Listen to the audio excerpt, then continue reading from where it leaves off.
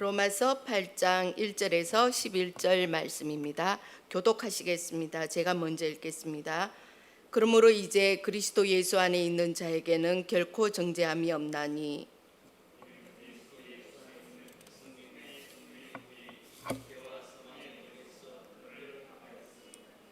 율법이 육신으로 말미암아 연약하여 할 수 없는 그것을 하나님은 하시나니 곧 죄로 말미암아 자기 아들을 죄 있는 육신의 모양으로 보내어 육신의 죄를 정하사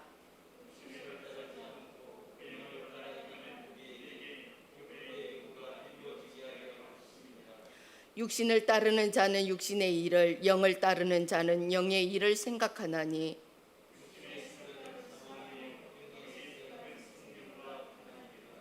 육신의 생각은 하나님과 원수가 되나니 이는 하나님의 법에 굴복하지 아니할 뿐 아니라 할 수도 없습니다.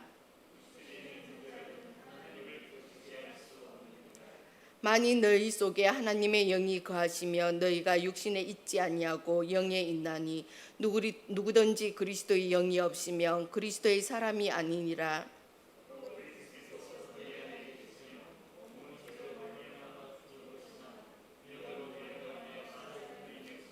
다 같이 읽겠습니다.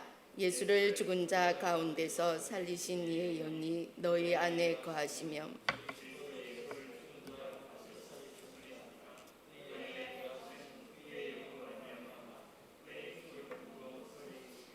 아멘. 네, 우리는 무엇을 좋아하며 무엇을 기대하는가 하는 것들을 내려놓아야 합니다. 하나님께서 우리에게 무엇을 주시려 하는지, 우리 속에 무엇을 이루시려 하는지 우리는 거기에 집중을 해야만 합니다. 그래야만이 우리가 신앙을 온전히 지켜갈 수가 있습니다. 그렇지 아니하며 우리는 평생의 신앙에도 불구하고 가장 소중한 것을 붙잡지 못하고 아무 쓸모없는 것을 끊어안는 결과에 이르를 것입니다. 로마서는 시종일관 하나님께서 소중히 여기는 것이 무엇인지를 가르쳐 주는데 심혈을 기울이고 있습니다. 바울은 로마에 있는 교인들에게 가장 중요한 축복을 나눠주기 위해서 간절한 마음으로 이 로마서를 쓰고 있는 것입니다. 바울 사도는 1절에서 그러므로 예수 안에 있는 자에게는 결코 정죄함이 없나니 예수 그리스도를 믿는 모든 사람은 죄인으로 판결을 받는 일이 결단코 일어나지 않는다라는 사실을 선포하고 있는 것입니다. 로마서 3장 10절에서 12절에 보면 의인은 없나니 하나도 없으며 깨닫는 자도 없고 하나님을 찾는 자도 없고 다 치우쳐 한 가지로 무익하게 되고 선을 행하는 자도 없나니 하나도 없다는 탄식을 들여다볼 수가 있습니다. 모든 사람이 죄를 지었으면 그 죄에 대한 형벌로 죽음에 이른다라는 증거를 보여주고 있습니다. 세상에 사는 모든 사람이 하나님 법정에서는 죄인이요 또 죽음을 그 형벌로 받고 있다고 할 때 나도 거기에 해당된다는 사실을 절감할 수밖에 없습니다. 하나님은 바로 이러한 우리의 모습을 주목하고 계십니다. 죄로 인해 사망에 이르는 인간을 살 길을 마련코자 하신 것입니다. 결코 정죄함이 없다고 선언하면서 어떤 특정한 사람들은 하나님의 법정에서 무죄로 선고를 받고 무죄이기 때문에 사망에서 해방되었다고 공포하고 있는 것이고 또 하나님의 은혜로 예수 그리스도를 믿는 사람에게 일어난다는 진리를 깨닫고 또 사망에서 영생으로 옮겨지는 그 놀라운 복음, 그 소망의 복음, 그 기쁨의 복음을 다해 전해지고 있다라는 것입니다. 정죄라고 하는 것은 범죄의 혐의를 짓고 있는 사람을 철저히 조사하고 증거를 제시하여 죄인으로 확정하는 것입니다. 그것은 마치 법정에서 범인에 대해서 죄와 형을 확정하는 것과 같습니다. 본문에서 정죄는 하나님의 법정에서 판결을 받는 것을 의미하고 있습니다. 그러면 하나님의 법정에서는 판결을 어떤 식으로 진행을 하는지요? 세상의 법정처럼 검사의 노고가 필요가 없습니다. 모든 사람은 그 법정에서 스스로 모든 사실을 그대로 고백하도록 되어 있습니다. 법정에서의 자백은 그대로 재판관의 근거가 된다는 것을 우리는 너무나 잘 알고 있습니다. 누구의 조사나 증거의 수집도 필요 없이 하나님의 법정에서는 그냥 우리의 모든 사실을 그대로 하나님 앞에 고백할 수밖에 없다라는 것입니다. 그렇게 하면은 우리는 어떤 판결을 받을까요? 율법의 한 조항이라도 어긴 일이 평생 한 번이라도 있으면 영원한 형벌이요, 그런 일이 일평생 한 편도 없다면 영원한 생명에 해당된다고 할 때 우리 자신들에게는 그러면은 어떤 판결이 내려지리라고 기대할 수 있을까요? 성경은 도리어 그 절망을 소망으로 바꿀 수 있는 길을 제시하고 있습니다. 마땅히 사형의 판결을 받아야 할 사람이 무죄로 서는 데는 놀라운 방법이 있다라는 그것을 우리에게 보여주고 있습니다. 어떤 사람에게는 정죄함이 없다고 하는 건가요? 그러나 그리스도 예수 안에 있는 자에게는 결코 정죄함이 없나니, 그리스도 예수 안에 있는 사람이 전혀 죄가 없다는 의미가 아닙니다. 예수 그리스도를 믿음으로부터 전혀 죄를 짓지 않게 된다라는 의미도 아닙니다. 온전한 믿음으로 나아가려고 하는 사람일수록 때로는 보면은 자기 속에 더 많은 죄를 발견할 때가 있습니다. 오래 믿으며 더 나은 믿음으로 나아가야 하는데도 불구하고 20년을 믿었고 30년을 믿어도 정작 우리가 기도하려고 하나님 전에 나와서 엎드리면은 어떤 것을 우리는 고백하게 되나요? 20년, 30년이 아니라 그래도 주님 전에 나와서 우리가 엎드려 기도할 때는 어두운 죄가 가로막고 있다라는 것입니다. 그래서 우리는 가장 먼저 하나님 앞에 20년, 30년 됐는 신앙인들이라며 전적으로 우리가 하나님을 의지하고 믿고 나아가야 하는데 20년, 30년 됐다라는 그 신앙의 경력은 있지만 그것을 말씀을 의지하는 것이 아니라 내 경력, 내 경험, 이것을 의지하고 살았기 때문에 우리는 이러한 모습을 볼 수가 있습니다. 그런 믿음인데도 불구하고 그리스도 예수 안에 있는 자에게는 결코 정죄함이 없다고 했습니다. 바로 이렇게 해주는 것이 바로 하나님의 은혜라는 것입니다. 그 은혜가 나에게도 효력을 발생한다라는 그 사실을 믿는 것이 바로 복음이라는 것입니다. 그러면 하나님은 어떻게 무슨 근거로 성도들을 정죄하지 않는 것입니까? 하나님이시니까요. 우리는 누군가가 잘못하면 끝까지 그것을 파헤치고 들어가서 내 속이 시원할 때까지 파헤치고 들어가잖아요. 그러나 우리 하나님께서는 그러지 않는다라는 거예요.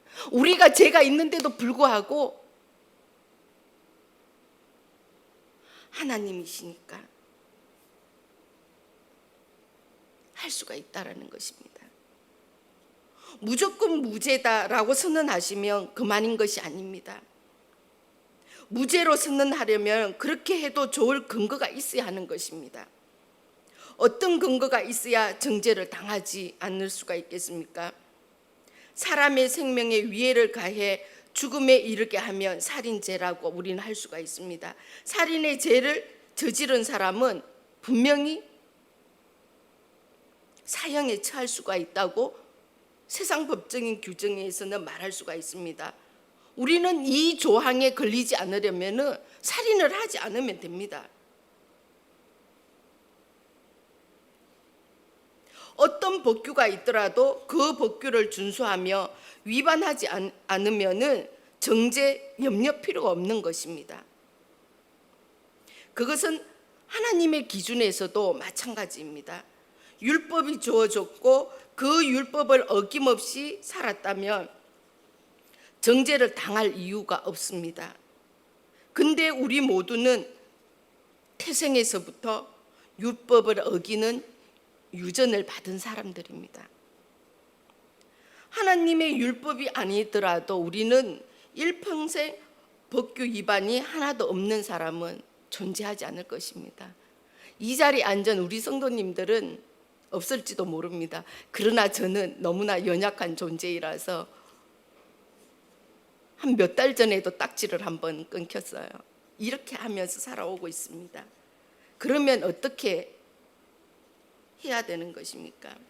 이미 법을 어긴 것이 있고 앞으로도 완벽하게 법을 지킬 자신이 없다면 정말 우리는 어떻게 해야 합니까?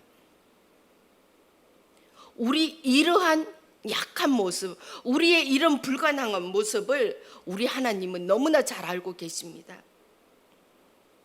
그런 불가능 가운데 있는 우리라 할지라도 우리를 구원해내 주시기 위하여서 지금 이 시간에도 하나님께서는 역사하고 계신다는 것입니다. 그것이 하나님의 목표이라는 것입니다. 인류 구원의 메시아로 예수 그리스도를 보내주신 것입니다. 어떻게 우리는 구원을 이루어 줄 수가 있겠습니까? 3절 말씀을 다시 한번 보도록 하겠습니다. 3절에 율법이 육신으로 말미암아 연약하여 할 수 없는 그것을 하나님은 아시나니 곧 죄로 말미암아 자기 아들을 죄 있는 육신의 모양으로 보내어 육신의 죄를 정하사. 사람이 아무리 노력을 해도 할 수 없는 것을 대신하도록 바로 예수 그리스도를 보내주신 것입니다. 그분은 우리와 똑같은 인간의 모습으로 오셨습니다. 사람이 가진 연약함 그대로 가지고 오신 분입니다. 육신의 모양으로 오셨다라는 것이 바로 이러한 의미라는 것입니다. 그분도 굶주리면 배가 고팠고 마시지 않으면 목말랐고 맞으면 아프고 유혹 앞에서도 흔들릴 수가 있고 조롱을 받으면 괴로울 수가 있습니다. 근데 예수 그리스도 그분은 하나님의 뜻에 완벽하게 순종하였다라는 것입니다. 사랑하는 성도 여러분, 그분이 십자가를 앞에 두고 마지막 기도한 것을 기억할 것입니다. 아버지여, 만일 아버지의 뜻이든 이 잔을 내게서 옮기시옵소서. 그러나 내 원대로 마옵시고 아버지의 뜻대로 되시기를 원합니다. 십자가에서 마지막 그 외침은 다 이루었다라는 것입니다. 율법의 요구를 다 이루었고 하나님의 뜻을 다 이루었다라는 것입니다. 세상 누구도 율법의 규정을 다 이루는 사람은 없습니다. 하나님의 뜻을 다 이룬 사람은 오로지 예수 그리스도 그 한 분만이 다 이루신 것입니다. 그분은 형벌을 받아야 할 아무런 죄가 없는 유일하신 분입니다. 그런데도 불구하고 가장 흉악한 십자가의 처형을 받았습니다. 왜 그렇게 되었을까요? 그것은 바로 처형당할 이유도 없고 죽어야 할 죄도 없는 분이 왜 십자가를 지셨는가 하면 바로 하나님의 뜻을 이루시기 위한 것입니다. 우리의 죄를 사하여 주시기 위해서 우리를 대신해서 우리가 온전히 그 죄에서 벗어나기 위해서, 우리가 그 죄에서 해방되기 위해서 아무 죄도 없으신 예수 그리스도가 하나님의 뜻을, 그 뜻을 이루셨다라는 것입니다. 우리가 매번 인정하듯이 우리는 하나님 앞에 죄인입니다. 죄인이므로 형벌을 따르는 것은 당연합니다. 그 형벌이 바로 죽음입니다. 근데 죄 없으신 예수님이 우리를 대신해서 형벌을 받은 것입니다. 사실 그 사실을 믿으면 받을 형벌이 없어진다라는 것입니다. 그런데 하나님은 단순히 형벌을 없애지는 것에 머물지 않고 우리로 하여금 결코 정죄를 받는 일이 없도록 그것을 마련해 주시기 위한 것이라는 것입니다.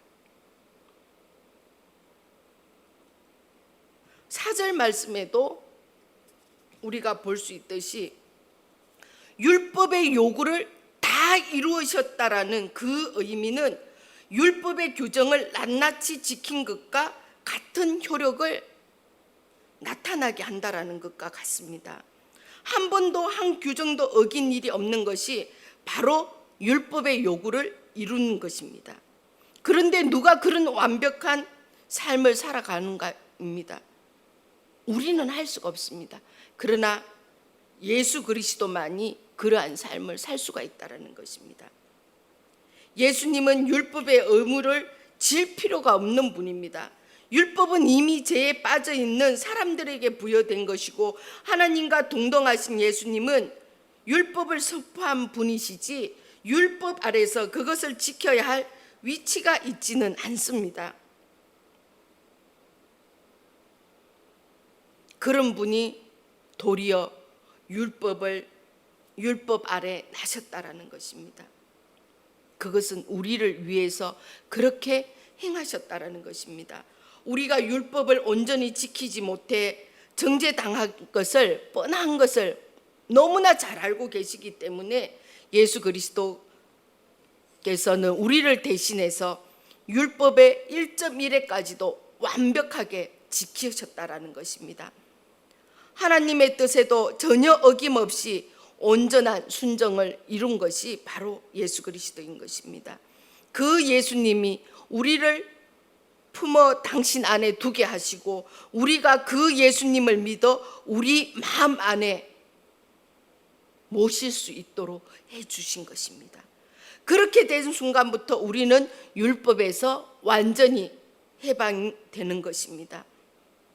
율법을 위반한 일이 없는 것처럼 되었으므로 그 정죄의 대상이 되지 않는 것은 물론입니다. 우리를 지극히 사랑하시는 하나님께서 우리에게 이루어 주시고자 하는 것은 바로 영원한 하나님 나라에 우리에게 허락하시기 위한 것입니다. 6절 말씀을 보면은 무슨 의미가 있겠는가? 육신의 생각이라는 것은 다른 것이 아닙니다. 육적인 본능을 따라 세상에 속한 생각이라는 것입니다. 하나님 나라에 대한 목표가 제외된 생각입니다. 육신의 생각이 그럼 어떻게 전개되어 있는 것입니까? 더 잘 먹고 더 잘 입고 더 잘 쓰고자 그렇게 하자면은 우리가 돈을 더 잘 벌어야 되고 더 모아야 되고 더 높아지는데 혈안이 된 것입니다. 그 자체를 탓할 것은 아무것도 없습니다. 세상에 사는 데는 목표가 있어야 하고 되도록이면 남보다 앞서고 부해지고 높아지려고 노력하다는 것이 나쁜 것은 아닙니다. 다만 목표가 그것뿐이라면 결국은 결과가 어디에 도달하겠냐는 것입니다. 결국은 육신의 생각은 사망이요. 아무리 많이 가졌어도 아무리 높게 올라갔어도 그의 생각에 다르다라는 종착역은 바로 사망이라는 것입니다. 7절 말씀에 그러면 왜 그런가? 하나님께서 우리를 향한 목표가 무엇이라고 말씀하고 계십니까? 영생입니다. 육신의 생각이 다다라는 목표는 사망이라고 했습니다. 그렇기에 사람으로 하여금 세상에서 성공에만 목표를 두게 하고 그것으로 끝마치게 하는 것은 하나님의 목표하고는 정반대의 삶이라는 것입니다. 하나님께서는 영생으로 삶을 살게 하시는 데에 목표를 두고 있다는 것입니다. 사람이 배불리 먹고 호사를 누리다가 죽겠다고 한다면 얼마나 어리석은 선택이라고 할 수 있겠습니까? 이제는 육신의 생각을 버리고 영생의 생각으로 바꾸어야 합니다. 불신의 생각을 버리고 믿음의 생각으로 바꾸어야 한다는 것입니다.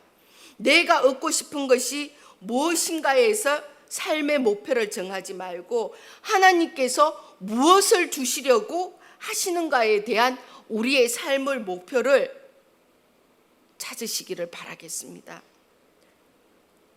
사랑하는 성도 여러분, 믿음의 생각으로 하나님이 우리 속에서 이루시는 그 은혜를 바라보면서 무엇을 확신할 수가 있습니까? 11절에 말씀하고 있습니다. 우리 11절 말씀을 한번 같이 읽어보도록 하겠습니다.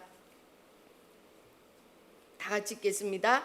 예수를 죽은 자 가운데서 살리신 이의 영이 너희 안에 거하시며 그리스도 예수를 죽은 자 가운데서 살리신 이가 너희 안에 거하시는 그의 영으로 말미암아 너의 죽을 몸도 살리시리라. 11절에 분명히 말씀하고 있습니다. 죽음을 넉넉히 극복하리라는 이 내용을 우리가 볼 수가 있습니다. 여러 해를 믿으면서도 천국에 대한 확신이나 부활을 실감하지 못한 일이 번번한 것을 우리는 볼 수가 있습니다. 만약에 부활과 영생과 천국이 나의 믿음에나 행함에 달려 있다면 그런 불안감을 우리는 떨쳐버릴 수가 없을 것입니다. 그러나 성경은 말씀하고 있습니다. 나의 부족과 모자람에도 불구하고 그것에 근거를 두는 것이 아니라 예수 그리스도 안에 있는 사람에게는 결코 정죄함이 없다고 장담하면서 살라고 가르치고 있습니다. 사도 바울일지라도 자기 자신을 들여다보고서는 오호라 나는 공고한 사람이로다. 이 사망의 몸에서 누가 나를 건져내랴라 탄식할 수밖에 없다라 우리는 볼 수가 있습니다. 그러나 그는 오래 탄식하지 않았습니다. 자신을 바라보는 대신에 자기를 품어주신 예수 그리스도를 바라보는 것입니다. 더 나아가서 하나님께서도 판단하실 때에 홀몬인 바울을 보시는 것이 아니라 자기를 감싸고 있는 예수 그리스도를 바라보면서 그 안에 있는 바울을 정죄하지 않았다라는 것입니다.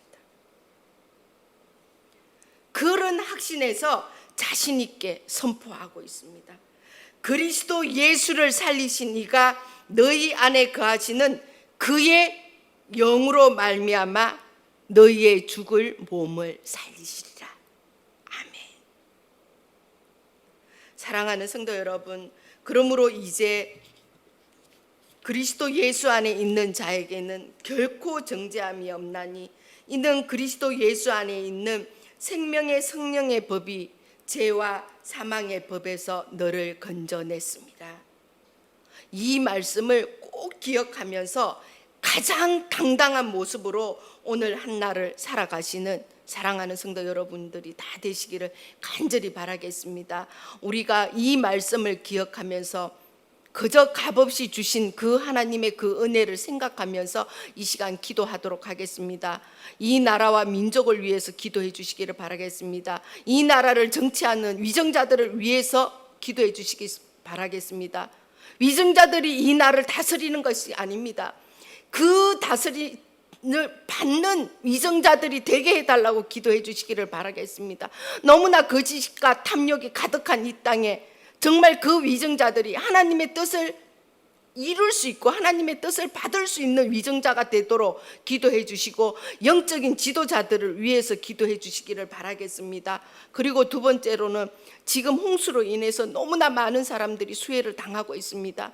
그 영혼들, 그 아픈 가슴들을 위로해 주시고 만져달라고, 그리고 하루속히 빨리 복구될 수 있도록 해달라고 우리 다 같이 주님 한번 부르시고 간절히 기도하도록 하겠습니다.